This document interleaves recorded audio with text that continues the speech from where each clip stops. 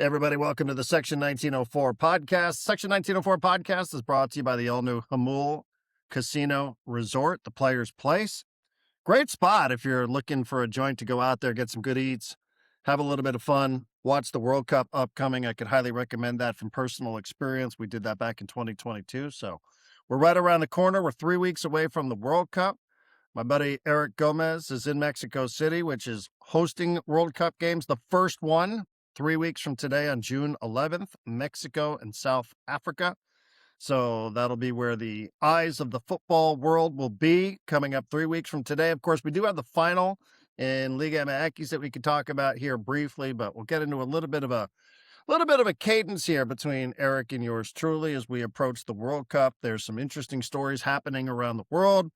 World Cup related, national team related, and otherwise. Eric, how are you doing 3 weeks out from the World Cup here? Talk to us a little bit about what it's like in the city where you live in Mexico City. You're starting to get a bit of the initial tourism, for the World Cup.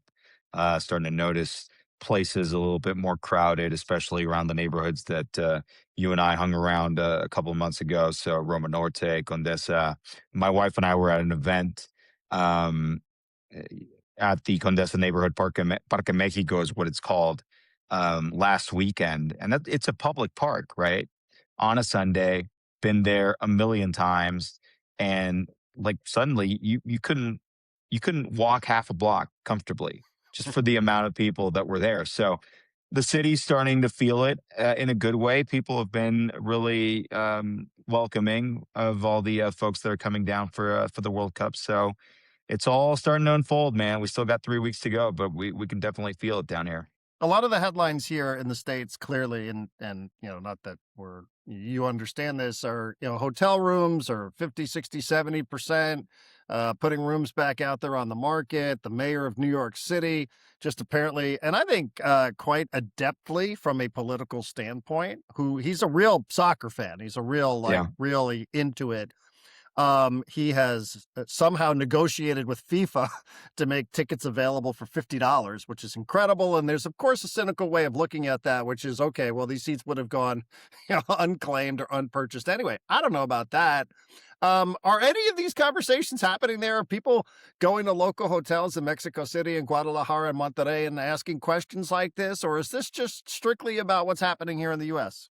Well, there have been similar issues with the hotel blocks being canceled or freed up again by FIFA, but I think that has to do a lot of with the artificial demand that they purportedly tried to induce onto the public starting 2 years ago, 1 year ago, when they made these initial reservations. They tried to make it so that not just the tickets were scarce, but the hotel rooms were scarce. And the exact same thing happened in Mexico City. Now, there are plenty of folks who will tell you, and I've seen many stories about this particular issue stating it doesn't matter if you're there to watch the World Cup or not. Anything starting, June 11th, June 10th, the day before the World Cup and through the end of the World Cup, which is insane because there are no games in Mexico beyond July 3rd, I think. um, you cannot search for a hotel room without that being 4 or 5 times Hmm. the usual price, right? So there's still m some of that going on. I know Airbnb published a list of or like a ranking of World Cup cities based on the average beer price, the number of bars around the stadium at, like, 1 square mile, the average hotel room price, and Mexico City did pretty good. I think they're, like, top of the list or in the top 2, which means a lot of people are still going to consider Mexico City for the World Cup, regardless of whether they get to watch a game at the stadium or not. It's just a good excuse to come down here. So ultimately, I feel for business travelers that again are coming down to these different cities and have nothing to do with the World Cup, and they're still going to be paying out the nose for these hotel rooms. But ticket prices in Mexico have been sky high because the demand is there. I mean, there is a city of 20 million people. Not a lot of those people have the purchasing power necessary to buy the tickets that, at the price points that FIFA have put out so far. But I think FIFA wisely understood that there would be a lot of people coming down from the United States and other countries who would buy up those tickets, again, using Mexico City or Monterrey or Guadalajara as an excuse to just come down to Mexico for the summer. Yeah, that includes me. I mean, right here on the desk in front of me, I do have a list of matches that I am monitoring so that I can hop on a flight. So I'm like a lot of other people, I'm waiting to the last minute. By the way, it just occurred to Yeah. me that I don't think this microphone is the right microphone, so apology if the audio is just a little bit off. That's on me, but we'll be fine with it. We can clean it up in post, as they like to say. Yeah, I mean, that's me in a nutshell. I am literally just monitoring this every single day just to try to figure out exactly which one I can go ahead and I can jump on. Eric, let me just jump around a little bit here because there's so much. And like I said, I know that we do have a final coming up between Pumas and Cruz Azul in a little bit. I've got to, of course, I got to go sit in front of a television and suffer through the Knicks for 50 minutes. A little later on, the Padres are off. We're recording this on a Thursday, so you're still wearing your Padre hat, which we do appreciate for those that are watching on video. Let me just fly through a couple things here because there's been a lot of news and some stuff we don't want to fall by the wayside. Let me start with the final. It's an all capital final. You Yeah. do have two teams to play in Mexico City. I think it's a very interesting and very compelling matchup in the final for the Clausura. For me, I think there's a little bit of a connection to it because it's Pumas, who Sure. San Diego Football Club saw in CONCACAF Champions Cup. I mean, that's sort of a stretch, but whatever. I think it feels like a good final, and there's some good storylines here, and what a way to whet the appetite for the World Cup in 3 weeks. Hey, I mean, it is the first time, if you can believe that, since 2013 that you have two Mexican coaches in the Huh. Liga MX final, which seems just wrong, right? It just seems like ChatGPT hallucinated that fact, but no, it's true. You've got a guy, Efrain Juarez, who is coaching Pumas, who, again, San Diego FC fans will know from the Champions Cup, a guy who won the title in Colombia not 2 years ago, and he won the cup there, and apparently had a pretty good opportunity to continue coaching in Europe. Decides to come to Mexico. Decides to come to his boyhood club. Did not have a good first tournament by his standards. It looked like his career was going to take a step back, and now 6 months later, he's in the League MX final again. A couple of months, 3 months after the fact, being eliminated from the CONCACAF Champions Cup in a way that had a lot of folks down here pretty much demanding his head for that. It was pretty unexpected. But now he's in the final, and then on the other side, Cruz Azul, you've got Joel Wiki, a guy that 6 weeks ago was coaching the U20s for Cruz Azul, right? Um, Argentine coach Nicolas Larcamón gets fired. They had a winless run of about 8 or 9 matches.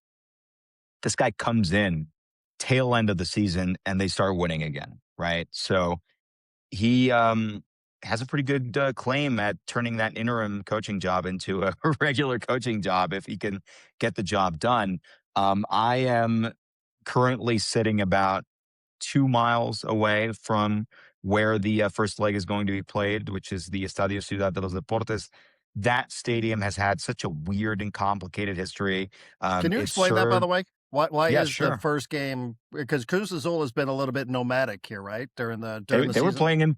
playing in Puebla, which is like 2 hours east of Mexico City. I mean, it's a little like if the Padres suddenly found themselves playing in Palm Springs or whatever. Or if your alma It's mater, just, when your alma mater, San Diego State, was playing in oh well, Carson. let's not remember that.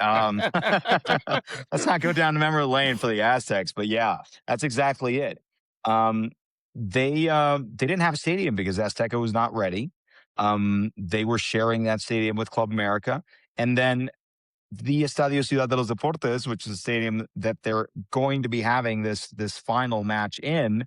Um, they couldn't have that because Club America basically took it over, and the kicker is, it used to be Cruz Azul's home ground for 25 years. Hmm. So it's just been such a weird game of musical chairs with them and their home stadiums. They did go back to Estadio Azteca this season and played a couple of league games there, but ultimately, since Televisa, which owns the Estadio Azteca and Club America, had to turn that stadium over to FIFA for the World Cup, as it were, and just the final preparations, they were left scrambling for a home to play, the literally the final in this Liga MX season. So they went back to that stadium, and I think the memes have been over the last 2 days. If you go to that stadium right now, it's all blue and yellow, right? So Club America colors, and they had to send out a crew and just like literally try to paint over everything in the last 48 hours and try to scrub out all the logos. Because again, these teams are rivals: Club America, Pumas, Cruz Azul, all Mexico City teams. So yeah, it's like, Padres are playing in Dodger Stadium. Let's take all the Dodgers stuff out of Dodger Stadium if we possibly can. It's insane, but they're going to be there, and I think the soccer, the football is going to be pretty good tonight. Yeah, I'm looking forward to it. Again, just I'd be watching anyway, but because there is a little bit of an attachment, just there's a connection between SDFC here, having seen Pumas myself. Do you favor? I think when last I saw right before we logged on, I don't know that there was a clear favorite, a betting favorite. We're not really betting people. I'm not, at least. Right. Do you favor anybody here in this? I mean, do you have a read on it? Yeah, Cruz Azul's got the better team, but there is this mystique factor. There is this motivational thing and this momentum with Pumas and Efrain Juarez. I mean, again, this is a guy that was not fancied to go into a South American country like Colombia. Like this had never happened before, with a Mexican coach going down anywhere in South America and having the type of success that he had. And then to do it in Colombia, a lot of that was, far away from TV screens in Mexico. Folks figured it was a fluke. They started to get to know Efrain Juarez as a coach at Pumas over the last year, and you can tell this is a guy that is a fantastic motivator. I would still say that he has quite a bit to learn on the tactical side. My criticism of him is he goes up a goal and he pulls everybody back, right? It's like, let's defend, defend, defend. Sometimes it works out for him, like it did in the semifinals. Sometimes it doesn't. The quarterfinals, Club America were literally a missed PK away from bouncing them, and they were first overall in the league table. So that would have been disastrous. But this guy's got this magnetic hold over his team and over the fan base. I mean, this is a team that has not won the league in 15 years. So to have him be so close, even with a team that, again, on paper might be inferior to Cruz Azul, I just got to give them the edge. Honestly, I think Pumas finds a way to pull this out. Completely different continent, but another manager in the news this week. Apparently, it's going to be Pep Guardiola's final game at Manchester City upcoming this weekend. He hasn't confirmed it, but seems to be acknowledged by everybody. Just totally random question for you, Eric. Where does Pep Guardiola go from here? Not Inter Miami. I'll say that, like right off the bat. I mean, why would you put up with those supporters? La Familia. I mean, that's kind of a disaster. It is quite sad that, they that a group of grown men would be, and women would be, so angry at players not saying hi at the end of a game. My experience as a fan is completely different. You're there to support wholeheartedly, and you should not expect anything but your team to be out there giving 100%. I don't want or need any specific recognition from players as they exit the pitch. I know that this is a very standard thing in world football and soccer. You will have players go up to the supporter groups and maybe sing a song with them, maybe just acknowledge them. That's fine, but I don't think that it's that big of a deal. But going back to Pep Guardiola, I don't see him going to Italy, which was the guess that a few people had. As well, he's conquered Germany, he's conquered Spain, he's conquered England. That's the only Big Four league that is left.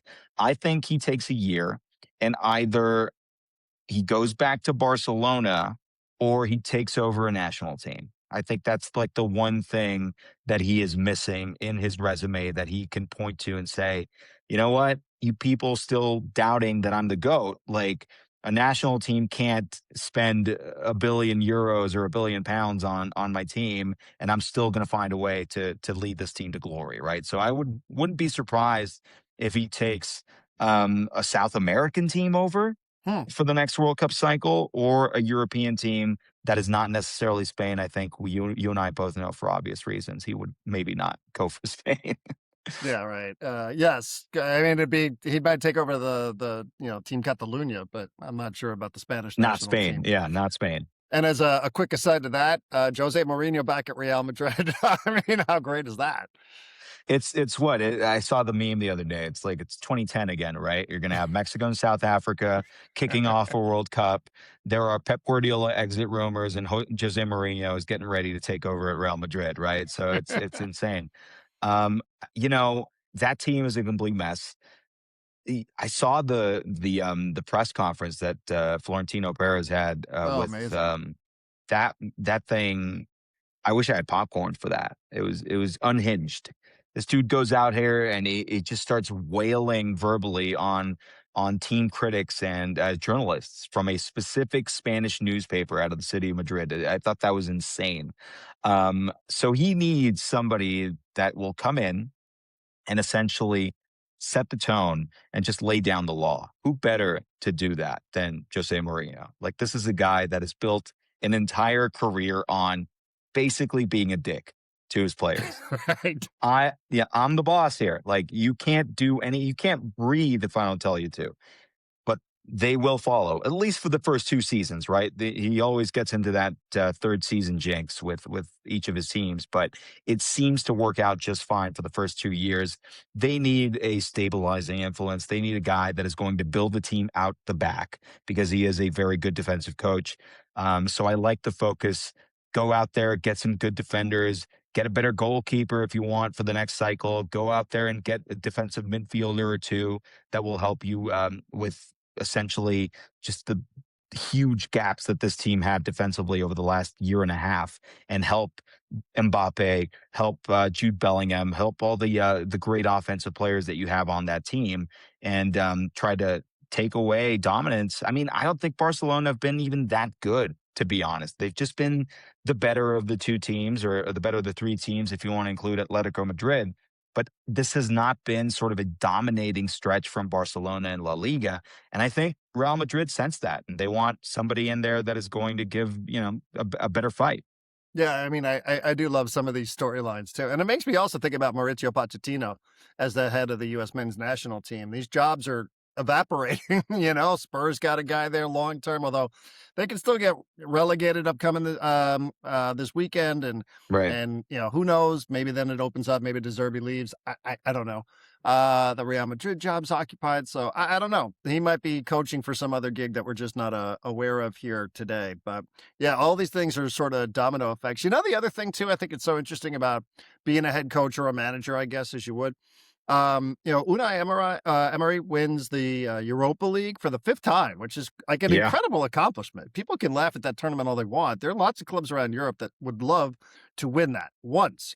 And this is a guy who's won it 3 times with Sevilla, once with Villarreal, and now with Aston Villa. Mikel Arteta, Xabi Alonso's going to Chelsea. Like, Yeah. those Basque guys know how to manage guy. Like Yeah. they do. Like a Basque manager, I'm forgetting his name, just got Bournemouth into Europe for the first time in 100 whatever years. Like, Yeah. those Basque dudes know how Right? to. Yeah, man, Yeah. those guys can coach a little bit up there in the northern part of Spain. Yeah, Andoni Iraola did a fantastic job with Bournemouth. Yeah. I mean, I tend to kind of shuffle back and forth between the Premier League and La Liga. Both of them are, if you're not watching the top clubs, they're pretty interesting. If you're watching the top clubs, it tends to be pretty boring. I mean, I love Arsenal, happy for their fans, happy for their supporters, but that is just, it's mechanical at this point. But these Basque coaches, they've got it down to a science, as you said. Ultimately, is it something that Unai Emery can't win a Europa League unless the word Villa is in the title of Right. his club? Like, Right, that's right, right. crazy.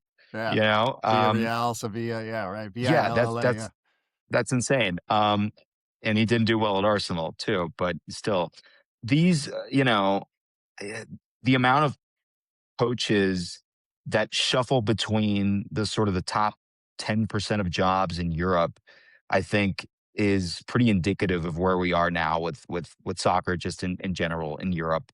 Um, it seems pretty crazy to me that, as I said, if you don't play a specific style, if you don't have it down to the nuts and bolts of the analytics of it, you're not going to find a job. It's all very high concept. And I don't know, I'm kind of wishing it would go a little bit back to when I was a kid and there was several different styles of play. You can't win the Champions League nowadays if you don't have that Mikel Arteta, Pep Guardiola style of play. You can't win the Premier League. You can't win La Liga. It's it's pretty one note. And I know that there are a lot of people who love the current state of European soccer, but I still think that there is room for guys like Mourinho who will play a different style and be able to coach a top team. Ultimately, Xabi Alonso, I think, got a very bad rap at Real Madrid. That was just Yeah. just a clown show.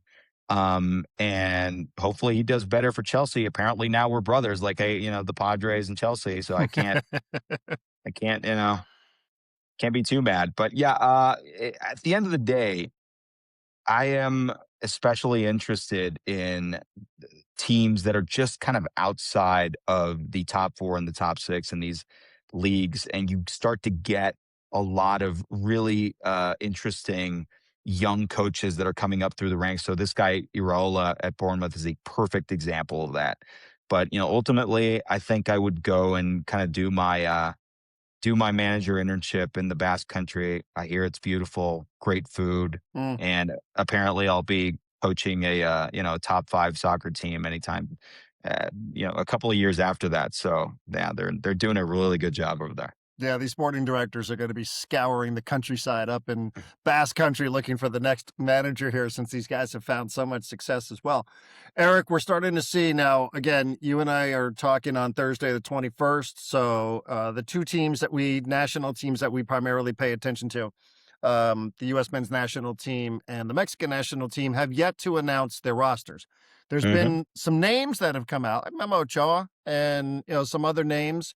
But I don't know what to expect. We're starting to see other national teams roll out their rosters. Some of them are doing the production bit where, there's a lot of there's like Hollywood level editing and camera work and all the such, graphics and things like that. I thought Scotland's was really good. I enjoyed that. Yeah, The French one I thought was pretty good. More and more of them are coming. The England one just sort of leaked out here, and everybody seems quite yeah, pissed off about some of the names, etc. Um, Brazil, I will say, like, I've had a complicated I don't want to say relationship, but Neymar, as a Barcelona fan, Neymar was on the radar. Now he's like not. I was really happy to see that he got named, but that sure. was an interesting rollout as well. What are you expecting? How is Javier Aguirre? Yeah, what is your understanding? Is Mexico just gonna like send out an email, or are you expecting Yeah, some production? I I think they're going to do both in the sense that it's already started to leak out, right? There was this pre-list of 55 players, but there was a catch to that because the Liga MX guys who were taken away before the playoffs began here, that was kind of the understanding. If you're getting called in before the playoffs start, it's because you're going to be on that final list, barring injury. So we already know essentially 12 of those 26 players.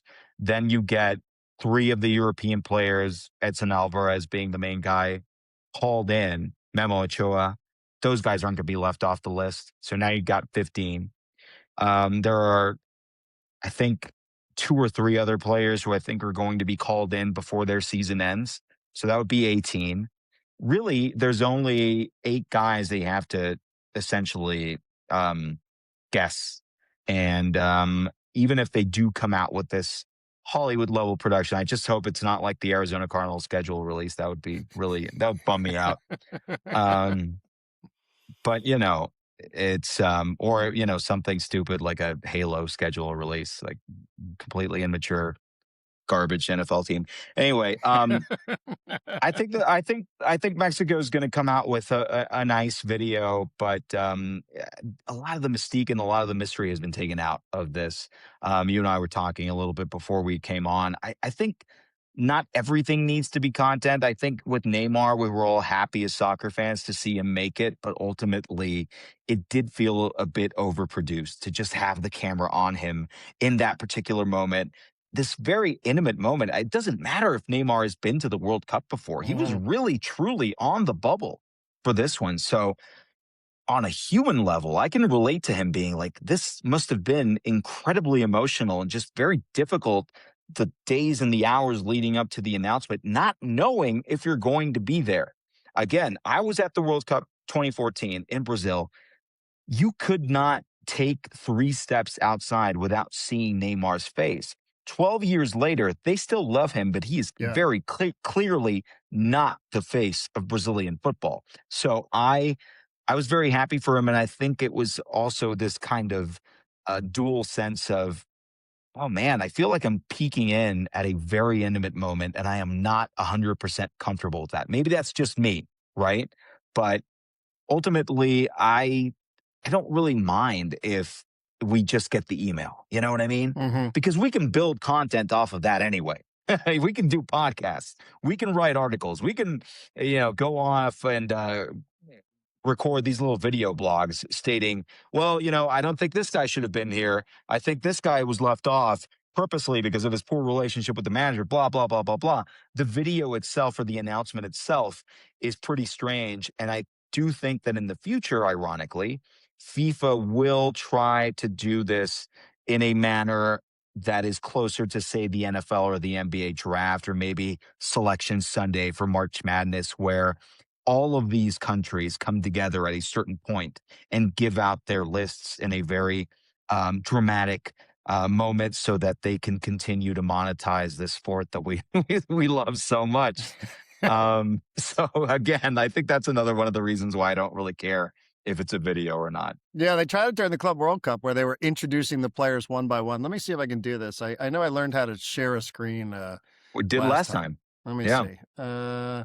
Here, let me see if I can show this. Yeah. There you go. Let's see. Play. Mateus Cunha, Manchester United. Neymar Júnior Santos.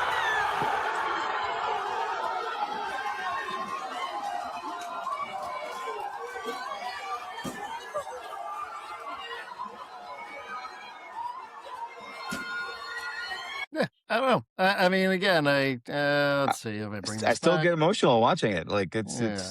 How do I get it's a back big to deal. this? How do I get back to this? I don't know. I think I probably just screwed up the screen. Stop sharing. Okay. There you go. Yeah, I mean, and like I will say, like it's complicated as a Barcelona fan, right? Because like nobody wanted that guy to leave, but he left, and then he sued the club, and the club sued him back, and Right. there's all this bullshit going on about, hey, I want to win the Ballon d'Or, which should be a cautionary tale for people, by the way, who go chasing the Ballon d'Or. Right. That, it doesn't always work out the way you think it's going to work. Even when Messi is like, I will help you do it, just stay here. But he wanted to go off and do his thing in Paris. But I do. I think, that this is the last World Cup for Neymar, health permitting, and Messi and CR7. Love him or hate him. Love or hate any of these people. James, Memo. I think there's some good storylines. Like truly, I think, Eric, some good storylines here for some of these guys who we know are not going to be participating in the 2030 World Cup, right? So, that's good. 100%. I mean, we were resistant to the fact that it was going to be 48 teams. And now I find myself suckered into these World Cup announcements for players for, random countries that have never been to the World Cup, like Curacao or whatever. And I'm just, watching these videos with a tear in my eye because of how much it means to those players. And you look at the Neymars and the Cristiano Ronaldos and the Messis of the world, and on one hand, you're like, okay, well, this is like part of their job. This is part of their life at this point. They expect to be there. But still, you watch that Neymar video, and it really absolutely does mean everything to them. I think you can feel that 5, 6, 7-year-old boy who wanted to become a pro soccer player shining through in that particular moment and cutting through all the PR crap that they've had to deal with for pretty much most of their lives. I know people give Messi a hard time about not being expressive. That is something that he absolutely cares about so very much. And you could tell 2022 that when he won that World Cup, it was equal parts happiness, jubilance, and then equal parts just getting the monkey off of his back, because that was the one thing that he wanted for all of his life, right? So to have a guy like Cristiano Ronaldo at 41 go to the World Cup and have one more crack at it, that's a great story. To have Messi go out there and try to defend his title in an expanded format, that's a great story. To have Neymar be there when it seemed like he was not going to be there for the longest time, that's fantastic. And again, that extends to Mexico, and it extends to the United States, and it extends to every single one of these countries going to the World Cup. So ultimately, we're just going to have a glut of these, human interest stories that might feel sappy on the surface, but at least to a guy like me, are really interesting. And again, they're just on a human level really compelling, because it cuts through all the stuff that we see on social media and on these official profiles for these guys, that is very manicured and very just well tailored to not offend anybody and essentially make them more money as they move along. This is like one of the few raw moments when we get to see these players react the way that they would even if the camera was not on them. So I guess I'm contradicting myself in the sense that I don't want Yeah, to see more a of little these bit. videos, or I'm fine with the emails. Unless But it's Neymar, right? but it's a great story, right? It's a great story, and you know, we've been working on the World Cup for so long. I think it's hard for people that are in the media to kind of split away and truly look at it from a fan perspective. I think Mhm. fans, I would kill to be that 12-year-old, 11-year-old boy that I was back in 1998 waiting for the France World Cup, or 15 and waiting for the 2002 World Cup, because it was just a waiting game, and you were just so excited to get to the point where there would be games on TV or at the stadium. And for us, it's like we've been just overrun with World Cup content for the last few months. I'm just kind of like, let's get it over with. Let's start it. Yeah, I'm with you. I mean, I think some of those moments are absolutely essential so that you don't just become like so jaded and Right. so cynical about it. And I don't even know like how many of these videos were real. Of somebody sticks a camera out a building in some part of Brazil, and all the horns start honking when Neymar's name is read, and you see all Yeah. these school children who are watching the announcement because it's such a big deal. I mean, we're not going to come close to the fanfare in the US. I don't even know how the US is going to do this, quite honestly. But I did like, and I wanted to believe that a lot of that was authentic. I'm sure, just because I'm an idiot, that some of this stuff was not. I interviewed Mikey Vadas earlier today for the pregame show, and the last question I asked him was about the World Cup, and I said, just not because I'm going to hold you to it, but who you tipping here, who you backing? And he goes, yeah, Spain or France, and I feel like that's every Smart answer. man. Smart man. I feel like it's every answer. Maybe every once in a while you'll find somebody say Argentina, but for those maybe that are trying to get into the World Cup, not a ton. I mean, there's not been a ton of different teams, national teams, that have won it. Brazil, Germany. We'll just lump Germany, West Germany in together. Sure. Italy, who's not here. Argentina, France, Uruguay, England, Spain. Hmm. That's it. Hmm. If you were picking somebody who's never won a World Cup, I realize I'm catching you flat-footed. I don't mean to do No, that. that's But fine. if you were going to pick somebody to win the first World Cup in their country's history, is there anybody that stands out to you? Anybody you think can break through from a repeat winner? Yeah, I mean, I've looked at the groups, so this is actually a great question for you to ask, because I have kind of considered ways in which different teams could get to the end goal. I think there are two that stand out for me, and that's Portugal and the Netherlands. Right? I think Portugal, regardless of the fact that the Cristiano Ronaldo of it all, they've got a really good team, and they've got in my mind, a favorable road to the World Cup final if they get hot right at the right time. I think there were even odds to make the quarterfinals. That's two matches away Mm-hmm. if you get to the quarterfinals. So Portugal has a really good shot at it. They've got, again, just a very well-rounded team. I would argue that this is the best team that Cristiano Ronaldo has been on since 2006, which ironically was his first World Cup. And a lot of the guys from that golden generation of Portugal were winding their careers down, right? So it was a little bit odd in the sense that Those guys were old. He was too young, and they just couldn't get it together. But Bruno Fernandes is the best player in the Premier League. That's Yep. not nothing. I mean, honestly, they've got a really great back line. And I would argue that, again, just having a guy like Cristiano Ronaldo can work in their favor the way that it worked in Argentina's favor 3.5 years ago with Messi and all those guys just pulling together and saying, we got to win this for Leo, right? So I think Portugal, they love Cristiano Ronaldo. And the Netherlands, I think, is kind of just, again, another one of those picks where I can see it based on their group and the different matches and potential rivals that they would have to play, at least in the round of 32 and the round of 16, right? I don't really see anything special. I don't think that this is the best Netherlands team that we've seen, obviously, even in this generation, but they just always find a way to be in it. You know what I mean? They have a very defined style of play that even if you don't have Johan Cruyff, Neeskens back in 74 and 78, Dennis Bergkamp and Patrick Kluivert in 98 and 2002, Ruud van Nistelrooy, et cetera, they always seem to have 2-3 standouts on that team that are going to be able to kind of push them forward. So again, we take out all of the other countries that have won it, and you'll notice I'm not tipping Mexico or I'm not tipping the U.S. I'm trying the reverse jinx here, people.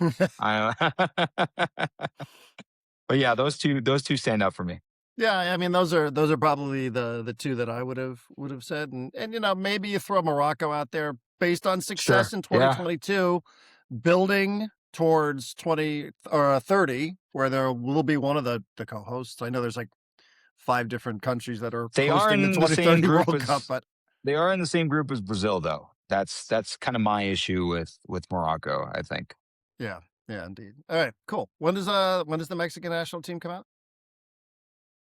So apparently we're like a week out from it Yeah, officially coming we're real out. Yeah. close here. Yeah. Hmm. Yeah, they're playing tomorrow in Puebla again because they had to give up the Estadio Azteca. Can't play in Mexico City because of the Liga MX final. So they're heading out to Puebla. They're playing Ghana without their stars. And they're just kind of getting their last couple of tune-ups in so that Aguirre can essentially make the most informed final decision based on watching those guys play. So, yeah. It's exciting. All right, 3 weeks from today. Enjoy the final a little later on tonight. Hopefully we do this again pretty soon. Thanks for jumping on and for talking to us. Yeah, man, absolutely. Anytime. All right, you got it. That's Eric Gomez. Everybody give him a follow. ESPN's Eric Gomez, and certainly our very own. You can follow him at Eric Gomez 86, if I remember correctly, on Twitter, and I'm And sure Blue you can Sky. also and on Blue Sky. Yeah. 86. Same What one. is that? The year you were born? Yep. You were born the year of Yep. the last World Cup in Mexico. And Mexico's played. Yeah, that's exactly right. Look at you, Diego Mhm. Maradona. You're a Diego baby. Wasn't born for that yet, but yeah, a few months after I caught up on the news. Yeah. All right. Give him a follow. Always doing good work, whether it's on this sport or any other sport as well. So we do appreciate it. Section 1904 podcast brought to you by the all-new Jamul Casino Resort, the Players' Place. We thank them for their support. Head on out there if you're looking for some really, really incredible food, big screen televisions. They do have it all. Thank you. We'll talk to you next time.